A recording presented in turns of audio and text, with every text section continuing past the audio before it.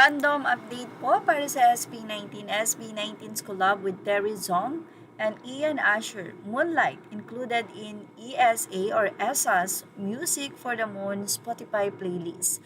Mula sa naging update ng SB1918 fanboys, SB19's Moonlight in collaboration with Ian Asher and Terry Zong has been added to the Music for the Moon playlist created by the European Space Agency or ESA on Spotify in honor of the Artemis lunar mission. Sa ibang update naman ngayon, pinag-uusapan sa social media ang pag-follow ng Lollapalooza sa mga social media account ng SB19 katulad ng TikTok at X. Lollapalooza has followed SB19 on their official TikTok, Instagram, and X accounts. Sabi nga ng mga fans, world denomination for SB19 is coming. Legit grabe, world denomination. Sana next Lala nila headliner na. Kaya pala ganwa ng dump account or gumawa ng dump account.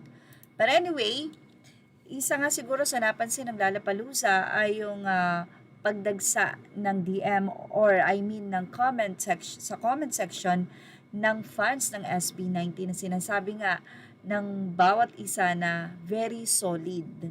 Nakita ng Lollapalooza na grabe pala tong Pinoy pop na ito.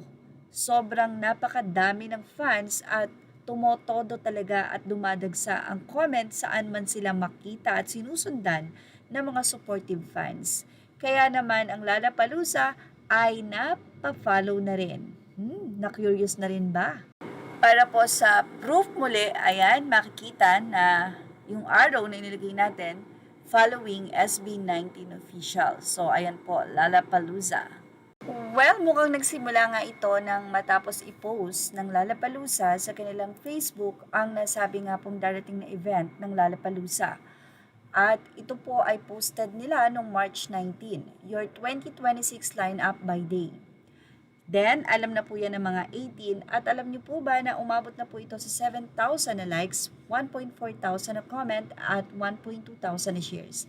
At sa comment section, wala po kayong ibang mababasa sa 17,000 na likes and 1,400 na comments na yon, kundi ang SB19. Sa naging post ng Lollapalooza na mayroong 1.1 million na subscribers or followers, tanging ang post lamang sa SB19 ang makikita nyo na may napakalaki na comments, views, likes, and shares. At dahil dito, biruin nyo, binigyan nila ng sariling post ang SB19 sa kanilang Facebook at doon may caption ang Lollapalooza na Catch SB19 in Chicago this summer and listen to their new album out everywhere today. March 28 nang i-post po yan ng Lollapalooza sa kanilang Facebook. At ito po ay may 37.3 thousand na likes, 2,000 na comments, and 3,200 na share. Kaya naman pala napafollow si Lollapalooza. At yan ang ating Showbiz Now update. Images are all credit to the rightful owners. Thank you for watching Showbiz Now.